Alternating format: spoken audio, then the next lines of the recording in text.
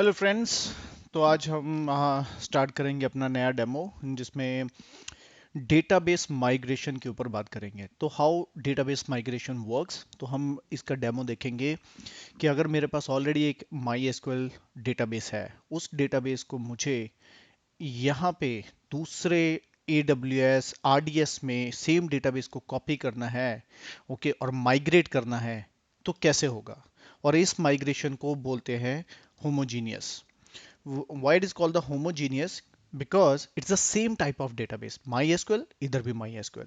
अगर इधर MySQL और इधर Oracle हो जाए, या PostgreSQL हो जाए, या कोई और डेटाबेस है, तो उसको बोलते हैं heterogeneous। तो हम लोग आज का डेमो रहेगा होमोजीनियस, मींस एक साइड माई एसक्यूएल, दूसरी साइड भी माई एसक्यूएल, एक साइड पोस्टग्रेस तो दूसरी साइड भी पोस्टग्रेस, और सपोर्टेड प्लेटफॉर्म। ठीक है। तो आज हम इस डेमो के ऊपर बात करेंगे। इसकी और डिटेल्स अगर आपको लेनी हो तो आप AWS होमोजीनियस माइग्रेशन इसके ऊपर क्लिक कीजिए, तो you will get a lot of information about that. तो click over AWS migration down. तो यहाँ पे आप देख सकते हैं what is the homogeneous database migration. Homogeneous रहता है ऑन प्रेम। हाँ, आपका चाहे Amazon EC2 पे हो, चाहे कहीं किसी और पे भी हो, तो आप उसको माइग्रेट करना चाहते हैं जो भी सपोर्टेड है उसके साथ। RDS for the Oracle database, और MySQL टू MySQL, और अरोरा डेटाबेस, क्योंकि अरोरा में भी MySQL PostgreSQL सपोर्टेड है। तो you can migrate that particular database. लेकिन अगर हेट्रोजीनियस है, जो हम नेक्स्ट डेमो में बात करेंगे कि how we can convert a like Postgres to MySQL, और MySQL टू PostgreSQL और Oracle, तो वो कैसे होगा, उसके लिए हमें स्कीमा कन्वर्शन टूल चाहिए और फिर माइग्रेशन होगा। तो ठीक है, let's start with the first one. तो हम लोग AWS में अपने लॉगिन करते हैं, और फर्स्टली हमें क्या चाहिए, हमें दो चीज़ें चाहिए। हमारे एक साइड भी डेटाबेस रहेगा। फॉर एग्जांपल मेरे पास यहाँ पे MySQL है, तो मैं इसको बंद करता हूँ और दूसरे को ओपन।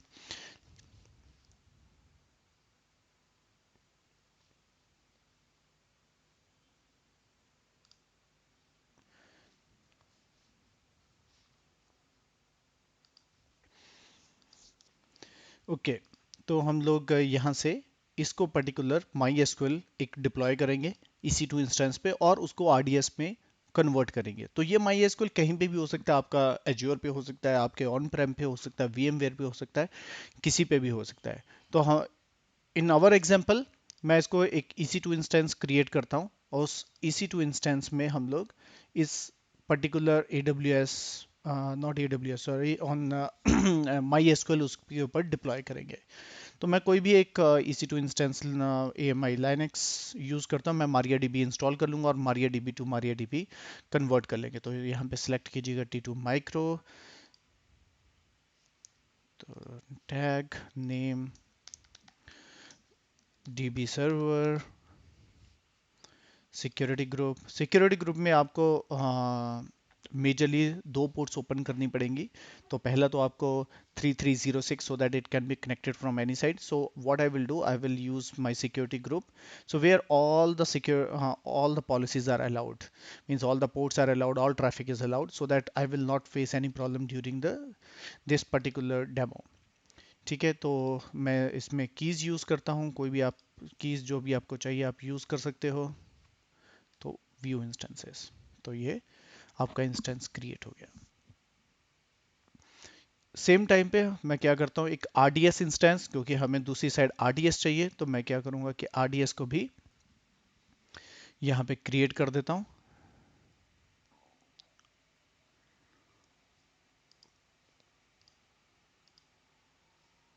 पेंडिंग है।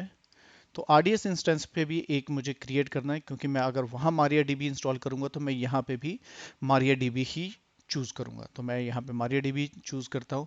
ठीक है, I will go with almost the latest version, there is a one more but generally preferred N-1। तो मैं यहाँ प्रोडक्शन नहीं यूज कर रहा, मैं फ्री टियर यूज कर रहा हूँ। I hope you know how to create a database in RDS। तो अगर नहीं पता तो मैं इसके लिए अलग वीडियो बना दूंगा, then I will explain that. तो मैंने इसका नाम दे दिया है MyDB, और यूजर नेम होगा एडमिन, और पासवर्ड मैं दे रहा हूँ admin123। Very basic password, don't try this thing in production. ठीक है, तो यहाँ पे बाय डिफॉल्ट जब हम फ्री टियर करते हैं तो T2 माइक्रो ही आएगा। अगर आपको दूसरी सिलेक्ट करनी है तो either you have to change it to the dev test और प्रोडक्शन, तभी बाकी ऑप्शंस को अनेबल होगी। तो मिनिमम 20 GB रहेगा जो फ्री है, तो इट्स ओके तो उसके बाद मैक्सिमम ये 1000 तक, अगर आपको स्केलिंग अनेबल करके रखनी है तो आप स्केलिंग 1000 GB तक ही ये जा सकता है। मल्टी एजी डिसेबल रहेगा क्योंकि हमने फ्री टियर यूज़ किया है। और उसके बाद ये सबनेट ग्रुप वीपीसी और पब्लिकली एक्सेसिबल है, यस मैं कर देता हूँ क्योंकि मुझे टेस्ट अगर करना है कि पब्लिकली अवेलेबल है from my laptop I can show that. तो एग्जिस्टिंग इसके सिक्योरिटी ग्रुप क्या रहेगा, तो मैं इसके लिए एक्सा ही अपना यूज़ करता हूँ क्योंकि उसमें सभी पोर्ट्स ओपन है। ठीक है, otherwise you have to specify कि which ports you want to enable for this security group. Very bad idea कि मैं सारी पोर्ट्स ओपन कर रहा हूँ, लेकिन for the demo purpose I am just giving. तो अवेलेबिलिटी जोन 1A मैंने दिया है, इंस्टेंस चेक कर लो कहाँ पे क्रिएट हुआ है, 1B में। तो इजीएस्ट है 1B कर लो, लेकिन डजेंट मैटर अगर आपका 1B में है, सी में है, तो मुझे कोई फर्क नहीं पड़ेगा। एडिशनल कॉन्फ़िगरेशन में नॉट रिक्वायर्ड, ये सारी चीज़ें होती हैं, backup, maintenance time, dB parameter group क्या चाहिए। अगर आपको लॉग्स क्रिएट करने हैं तो आप ये लॉग्स जनरेट करवा सकते हो, क्लाउड वॉच में चले जाएंगे। ठीक है, तो आप क्रिएट कर लो database.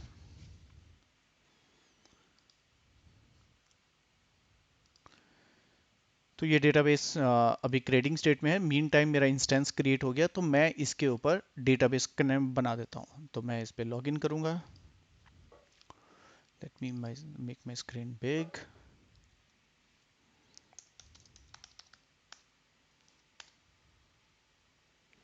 Yes, clear the screen. तो यम ओके सूडो करके मैं पहले ही लॉगिन कर लेता हूँ। यम हाइफन वाई इंस्टॉल मरिया डीबी हाइफन सर्वर स्टार कर देता हूँ। तो सर्वर के साथ वो सारे डाउन जो भी पैकेजेस चाहिए वो इंस्टॉल कर देगा। ठीक है, जनरली मैं क्या करता हूँ, मरिया डीबी स्टार कर देता हूँ, तो इसके अलावा और भी जो पैकेजेस होते हैं मरिया डीबी के वो भी इंस्टॉल कर देता है। तो ताकि, क्योंकि database is not your job, तो डेटाबेस तो पहले ही होगा, तुम्हें सिर्फ देखना है कि इट इज़ वर्किंग और नॉट। अगर ये डेटाबेस बाहर से एक्सेसिबल करना है तो आपको कुछ कॉन्फ़िगरेशन में चेंजेस करने पड़ते हैं, जैसे vi/etc। इसमें आप my.cnf में जाते हो तो बाइंड एड्रेस यहाँ पे देना पड़ता है। तो बाइंड एड्रेस का मतलब होता है कि कहाँ से इसको कनेक्ट किया जा सकता है। Bind address is equal to, आप पर्टिकुलर प्रोडक्शन में तो आप उस एप्लीकेशन का सबनेट देते हो कि जहाँ से ये डेटाबेस कनेक्ट होगा। यहाँ पे हम लोग 0.0 दिया, कहीं पे भी से भी कनेक्ट कर ले। इसको अभी कॉन्फ़िगर कैसे करना है, माई एसक्यूएल पहले इसको स्टार्ट कर लीजिए, systemctl start mariadb।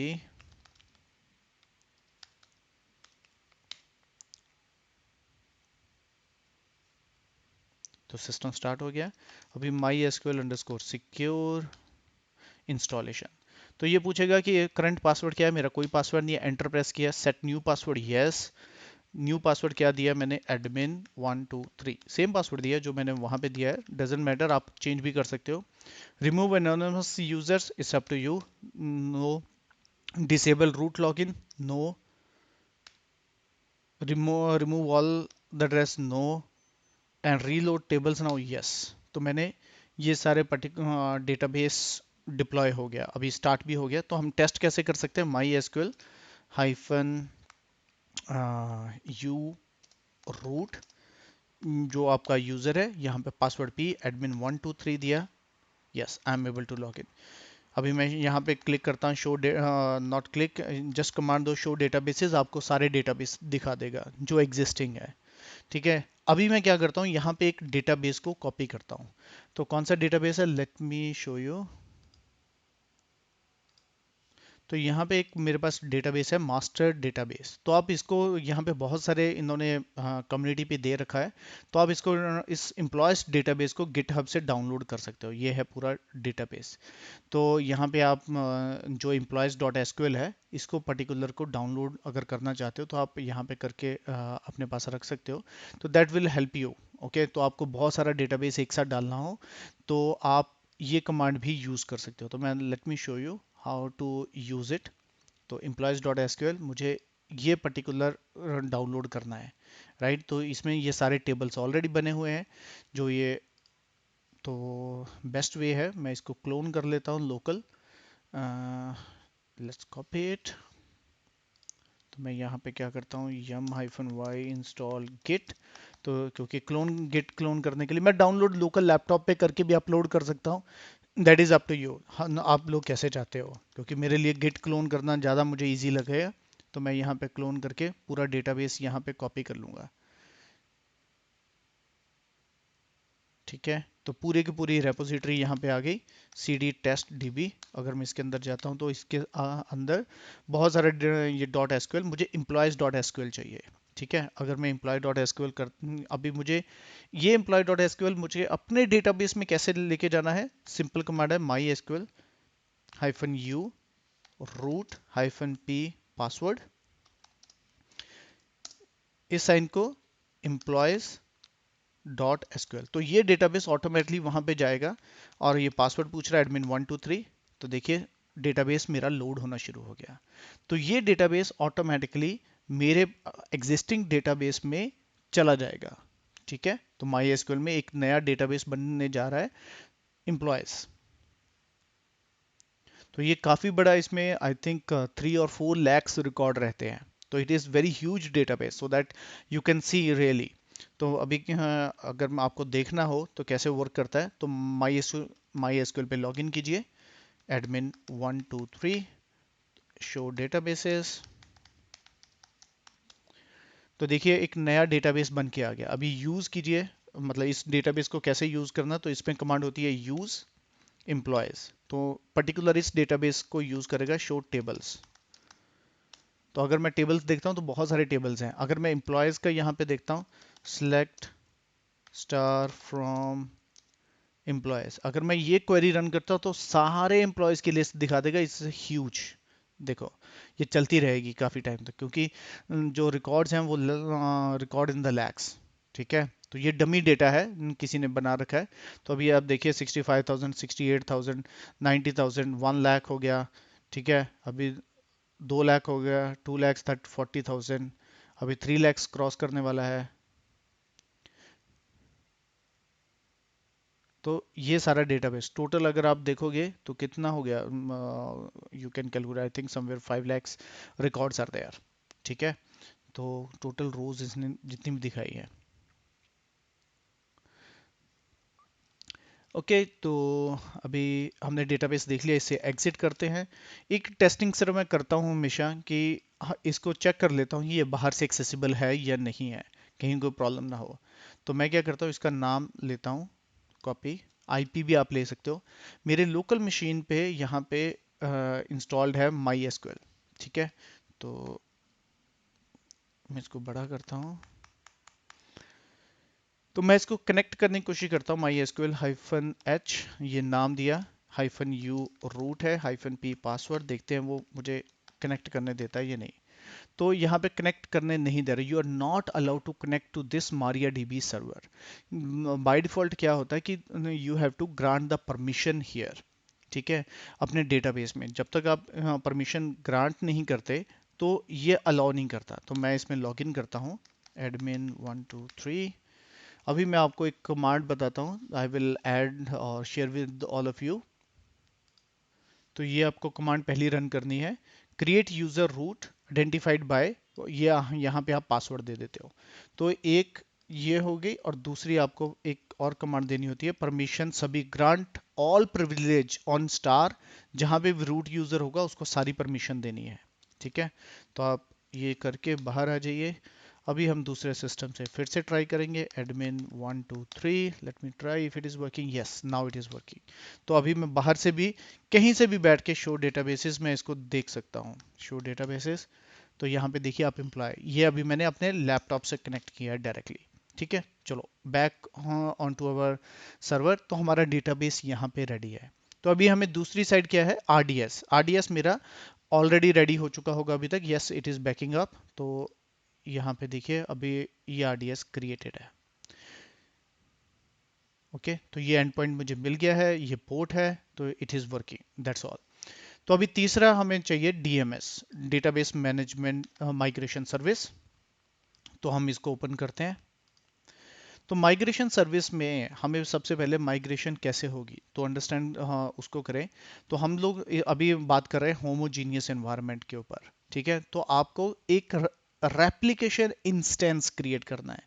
What is the meaning of replication instance? If you are coming here, तो एक मान लीजिए कि एक बीच में एक, इसको बोलते हैं रेप्लिकेशन इंस्टेंस, मींस एक और वीएम टाइप बनेगा। Not VM type, it's a VM only, लेकिन आपको उससे लेना देना नहीं है। AWS is managing. तो ये क्या करेगा, ये दोनों साइड को कनेक्ट करेगा अपने साथ। एक इसके लिए ये हो जाएगा सोर्स, तो यहां से डेटा उठाएगा, और ये हो जाएगा एक तरह से इसके लिए डेस्टिनेशन। तो फिर ये पहले इन दोनों को आपस में कनेक्ट, ये इसके साथ कनेक्ट करेगा अपने साथ कि यस मेरा सोर्स ये है, डेस्टिनेशन ये है, ये वर्क चल रहा है। फिर वो माइग्रेशन स्टार्ट करेगा, ठीक है। तो let's start create a replication instance. तो रेप्लिकेशन इंस्टेंस का नेम दे देता हूँ माई रेप्लिकेशन डीबी। तो आप इसका फ्रेंडली नेम जो भी देना चाहें उसके लिए आप दे सकते हो। माई रेप्लिकेशन डीबी, मैं डिस्क्रिप्शन में भी यही दे देता हूँ। तो यहाँ पे ये बताता है ये कौन सा यूज़ करेगा। तो generally T3 micro is more, T3 medium I generally use, और T3 माइक्रो भी तुम यूज़ कर सकते हो। लेकिन डेफिनेटली जितना बड़ा डेटाबेस होगा उस हिसाब के आपको रेप्लिकेशन इंस्टेंस भी उतना बड़ा होना चाहिए, अदरवाइज इट विल फेल, ठीक है। तो हम, क्योंकि मेरे में डेटाबेस इतना ज़्यादा नहीं है, लेकिन फिर भी मैं T3 मीडियम इसको लेना चाहता हूँ, क्योंकि अभी मैंने डेटाबेस बहुत बढ़ा दिया, 5 लैक्स कर दिया। जनरली मैं बहुत छोटा डेटाबेस यूज़ करता हूँ, फॉर एग्जांपल जिसमें 100 रिकॉर्ड होंगे, 200 होंगे, बस। तो let it be, this time I will take big. This is the engine version, this is not the database version, please remember this thing. ये क्या है, ये DMS का वर्जन है, जो डेटाबेस माइग्रेशन सर्विस है उसका जो नए वर्जन आते रहते हैं, जो भी इंप्रूवमेंट करते हैं, तो उसमें ये लेटेस्ट वर्जन है। I will use the same. इसकी 5 GB 50 GB स्पेस है, और इसमें ये इस पर्टिकुलर VPC में मल्टी एजी, अगर आपको देखना है प्रोडक्शन वर्कलोड है या डेव है, तो आप डाल सकते हो। Choose a fail over settings. तो हमारा ये डेव वर्कलोड है, सिंगल एजी में रहेगा, तो पब्लिकली एक्सेसिबल रहेगा, ठीक है। अगर यहाँ पे आपको सेटिंग्स देखनी है कौन सी अवेलेबिलिटी जोन में ये कॉन्फ़िगर होगा, 1 भी कर लो क्योंकि सभी उसी में है। तो मेंटेनेंस अगर आपको सिलेक्ट करनी है, यूज़ डिफ़ॉल्ट, मैं डिफ़ॉल्ट की जगह यहाँ पे एक्सा भी दे देता हूँ ताकि सारी पोर्ट्स ओपन रहेंगी, और इस इंस्टेंस को क्रिएट कर देता हूँ। तो जैसे ये इंस्टेंस अभी ये क्रिएटिंग स्टेट में आएगा, it will take some time. तो अभी हमारे पास इधर इंस्टेंस भी रेडी है। लेट मी चेक, अभी भी बैकिंग अप स्टेटस में है, it's okay. Now it is available. तो हमारा RDS भी अवेलेबल है, और ये डेस्टिनेशन होगा मेरा, तो दोनों अवेलेबल है मेरे पास, ठीक है। तो let's wait for this replication instance.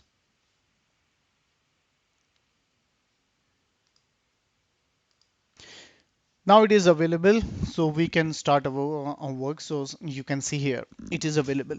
Now if you start, now you have to need endpoints. So endpoints means you have to create two endpoints, like one is source and one is destination. So let's create a endpoint. तो पहले source destination का कर लेते हैं। तो मैं लिख देता हूँ my source db। आपका जो भी नाम देने का दिल करे आप दे सकते हो।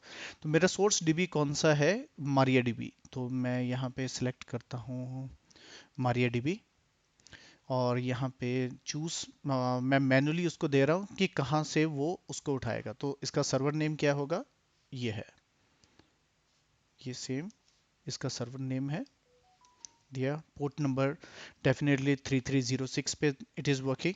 तो यहाँ पे यूज़र नेम इसका एडमिन है, और पासवर्ड है admin 123। No, it is not admin, it is root actually.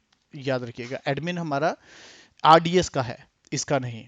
तो आप यहाँ पे टेस्ट कर सकते हो इस कनेक्शन को कि ये यहाँ पे कनेक्ट कर पा रहा है या नहीं कर पा रहा है। तो testing it will take just couple of seconds. तो टेस्टिंग दिखा रहा है, तो यहाँ पे सक्सेसफुल आ जाएगा, या फिर फेल्ड आ जाएगा। तो इट विल चेक कि आपका कनेक्शन रेडी है या नहीं to connectivity. That is the one of the reason कि मैं इसको पहले ही कनेक्ट करके देख लेता हूँ अपने लैपटॉप से, ये कनेक्शन पास होना चाहिए कहीं से भी, क्योंकि अगर वो मेरे लैपटॉप से कनेक्ट हो रहा है तो इस इंस्टेंस से भी वो कनेक्ट होना चाहिए। तो लेट्स सी। तो it is taking some more time. Yes, it is successful now. Okay, now create this endpoint. तो ये endpoint create हो गया. तो अभी मैं दूसरा endpoint create करूंगा जो मेरा target होगा. तो इसमें मैं नाम दे देता हूँ my destination db. ठीक है, तो इसमें कौन सा रहेगा, मेरा RDS में है और सेम रहेगा Amazon में MariaDB. ठीक है, तो Amazon और कोई ऑप्शन दिया हुआ है, MongoDB, Postgre, ये अरोरा की ऑप्शन है, बट इट्स ओके. तो मैं यहाँ पे MariaDB इसको सिलेक्ट करता हूँ. तो यहाँ पे मैं फिर से तुम्हारे पास दो ऑप्शन है. यू कैन सेलेक्ट इसका AR ID दो, सीक्रेट मैनेज अगर आपने कनेक्ट कर रखा है तो आप दे सकते हो, नहीं तो मैं मैनुअली इसको भी दे रहा हूँ. तो मैं RDS में जाऊँगा. RDS में मेरा जो एंड पॉइंट नेम है मैं इसको कॉपी करता हूँ और इसको यहाँ पे देता हूँ. पोर्ट नंबर 3306 है और इसका नाम है एडमिन और पासवर्ड है admin123. तो इसको भी एक बार टेस्ट किया जाएगा. तो यहाँ पे टेस्ट किया है, टेस्टिंग. बिफोर हम माइग्रेशन स्टार्ट करेंगे, हम इस डेटाबेस पे भी एक बार लॉगिन करके देख लेते हैं कि एवरीथिंग इज वर्किंग फाइन और इसमें राइट नाउ कोई डेटाबेस मतलब पर्टिकुलर एम्प्लॉयज डेटाबेस नहीं है. ठीक है, तो हम इसको देखते हैं. Let it be complete. तो अब अपने लैपटॉप पे, जब तक ये सक्सेसफुल हो रहा है, मैं अपने लैपटॉप पे एक और ओपन करता हूँ स्क्रीन यहाँ पे. तो मैं करता हूँ mysql-h. ये मेरा आईडी है जो मैंने एंड पॉइंट नेम जो मेरा RDS का है, इसमें लॉगिन करता हूँ admin123. Let's see, yes it is working. तो अभी मैं शो डेटाबेसेस कर रहा हूँ. तो क्या दिखाता है, spelling is wrong, show databases. तो इसमें एम्प्लॉय डेटाबेस नहीं है अभी. तो इट इज़ गुड. तो अभी हम टेस्ट करेंगे, ये सक्सेसफुल हो गया. अभी मेरा डेस्टिनेशन भी क्रिएट हो गया. तो यहाँ पे आप देख सकते हो टाइप टारगेट, टाइप सोर्स. तो दोनों चीज़ें आपको दिखाई देनी चाहिए एक सोर्स में और टारगेट में. क्यों? क्योंकि अभी इसके बाद आपको क्रिएट करना है माइग्रेशन टास्क. तो आप माइग्रेशन टास्क पे जाइए, क्रिएट माइग्रेशन टास्क. तो माइग्रेशन DB माइग्रेशन. तो इंस्टेंस का नाम आप ऑटोमेटिकली यहाँ पे आ जाएगा जो भी आपने अभी इंस्टेंस क्रिएट किया है. अभी यहाँ पे आप सोर्स सेलेक्ट करोगे, माई सोर्स DB आ गया. टारगेट में मेरा टारगेट DB आ गया. आपके पास मल्टीपल है तो मल्टीपल. तो ये माइग्रेटिंग तीन ऑप्शन है यहाँ पे. Migration type existing data and replication on going changes. तो ये एग्जिस्टिंग डेटा को तो रेप्लिकेट करेगा, उसके बाद जो भी चेंजेस होंगे उसको भी करता रहेगा. तो रेप्लिकेट डेटा चेंजेस ओनली, ये ऑप्शन है. सिर्फ जो चेंजेस होंगे उसी को रेप्लिकेट करेगा. तो आप हम वन टाइम, ये हमारी माइग्रेशन है, तो हम इसको एग्जिस्टिंग डेटा जो भी है उसको माइग्रेट कर रहे हैं. तो टेबल प्रिपेयर्ड मोड आपको क्या करना है, अगर बाई चांस टेबल उन्होंने मोड दे रखे हैं कि ड्रॉप टेबल ऑन टारगेट, अगर वो हो ऑलरेडी वहाँ पे है तो उसको ड्रॉप करना है, ट्रंकेट करना है, क्या करना है. तो आप उसको डू नॉट कर दीजिए. फिलहाल हमें कुछ नहीं करना, ना हमें LOB यूज़ करना है. ठीक है, तो इसको एज इट इज जाने दीजिए. तो यहाँ पे आप सिलेक्शन रूल सेलेक्ट करोगे. चूज द स्कीमा और tables you want to include. अभी होता क्या है कि आपके पास तो वहाँ पे बहुत सारे टेबल्स है. अगर आप यहाँ पे स्क्रीन पे आओगे तो एम्प्लॉयज के साथ, अगर मैं यहाँ पे लॉगिन करता हूँ admin123, तो आप देखोगे हमें तो एक ही डेटाबेस चाहिए. तो यहाँ पे तो 5 डेटाबेसेस है, मुझे सिर्फ एम्प्लॉयज चाहिए. तो मैं इस तरह एम्प्लॉयज को यहाँ पे सिलेक्ट करूंगा. ठीक है, तो enter a schema. Schema name होगा मेरा एम्प्लॉयज. एम्प्लॉयज के अंदर सारे टेबल्स होंगे. अगर मैं इसको भी परसेंटेज करता हूँ तो वो सारे डेटाबेस को कॉपी करना शुरू कर देगा. ठीक है, लेकिन वो मुझे नहीं चाहिए. अगर आपको प्री माइग्रेशन असेसमेंट करनी है तो आप इसको अनेबल कर दीजिए और एक असेसमेंट वो क्रिएट करेगा. लेकिन हम इसको अभी नहीं कर रहे हैं, मैं इसको मैनुअली लेटर कर रहा हूँ. तो क्रिएट टास्क. तो यहाँ पे मेरा टास्क क्रिएट हो गया है. तो इस is into the creating mode. Just wait कीजिएगा.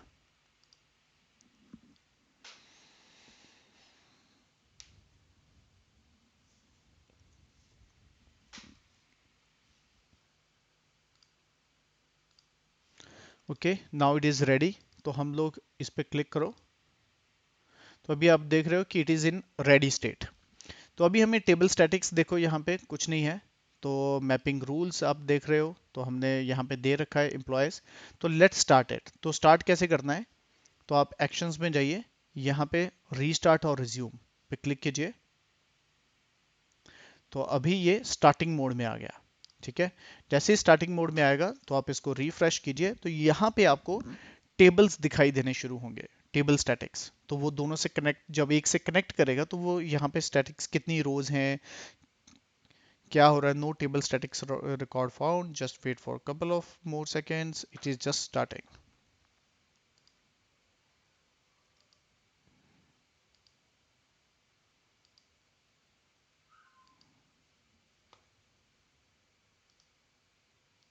सी हियर, स्टार्टिंग से ये रनिंग स्टेट में आ गया। तो रनिंग स्टेट आने के बाद यहाँ पे सारे रिकॉर्ड्स शो करने शुरू कर दिए उसने। ठीक है, तो अभी आप ये रनिंग स्टेट में है, तो ये एम्प्लॉयज के सारे रिकॉर्ड यहाँ पे करेगा, फुल टेबल रो उसमें कितने हैं, कितनी रोज है। ठीक है, तो वो सारी सर्च उसने कर ली, आपको स्टैटिक्स दिखाने शुरू कर दिए। ठीक है,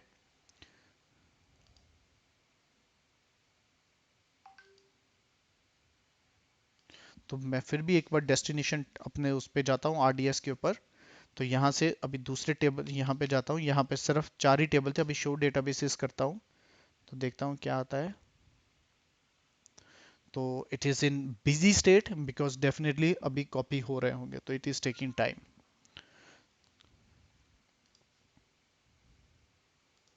तो ये रनिंग से आपको वेट करना पड़ेगा कंप्लीटेड स्टेट में।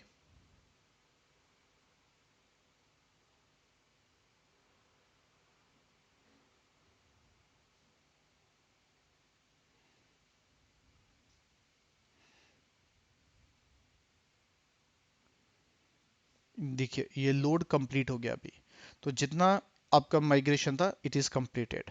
Now let's check. यहाँ पे आप प्रोग्रेस देखोगे तो ये कंप्लीट होगी 100%। Table statics is done. So अभी हम अपने डेटाबेस में यहाँ देख सकते हो, तो आप देखोगे एम्प्लॉयज यहाँ पे आ गया। ठीक है, तो अगर दोबारा देखना है तो देखिए, पहले टाइम ले रहा था लेकिन अभी वो माइग्रेशन कंप्लीट होगी, तो एम्प्लॉयज। तो अगर आप करते हो use employees,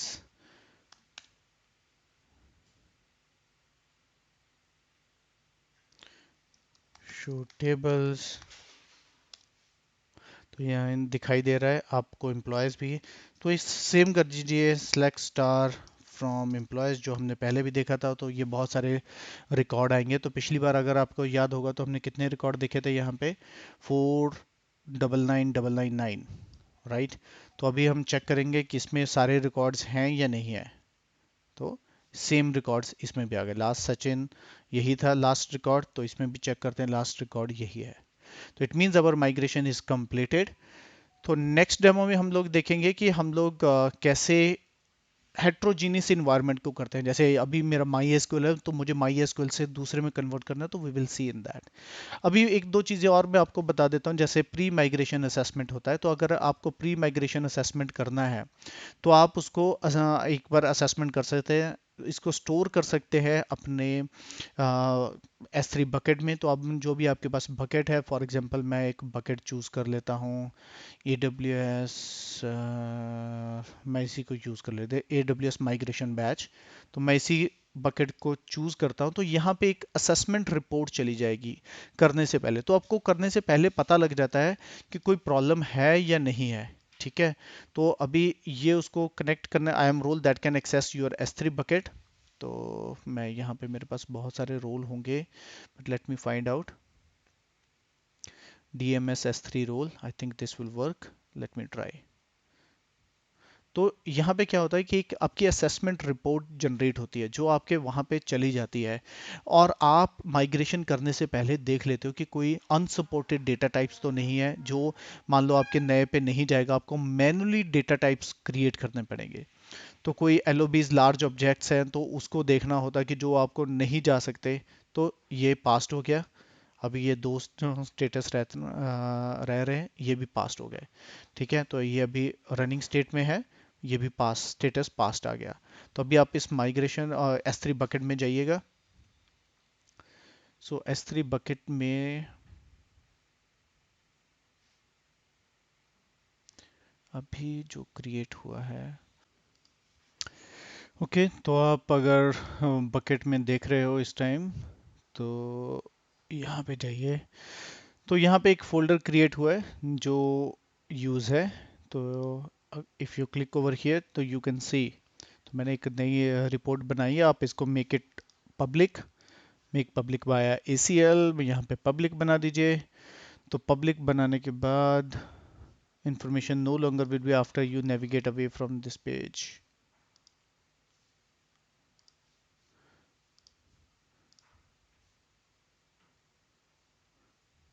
make public. Okay, तो अभी मैं समरी ऑफ जेसोन फाइल, तो इस फाइल को डाउनलोड करके देख लेते हैं। तो यहाँ पे इंफॉर्मेशन आ गई, सब कुछ पास हो गया। अगर कुछ फेल हो जाता है तो यहाँ पे आपको दिखाई देगा इस समरी में। ठीक है, सभी की एक एक अलग अलग फाइल्स भी बन चुकी हैं, आप देख सकते हो। इसमें अगर क्लिक करोगे तो इसमें समरी है, लार्ज ऑब्जेक्ट्स की एक फाइल है, table with large object without primary की, अनसपोर्टेड डेटा टाइप्स। अगर आप उस पर क्लिक करते हो तो आप यहाँ पे देख सकते हो, अगर कोई अनसपोर्टेड डेटा टाइप्स हैं तो वो भी यहाँ पे दिखा देगा। ठीक है, these all are the JSON file. अगर आप डाउनलोड करोगे और जेसन में, तो it will show you into the proper format. So no worries, तो हमारा डेमो यहीं पे ख़त्म होता है। तो next demo we will come with the new one, heterogeneous environment. Thanks everyone to watch this video. Thank you.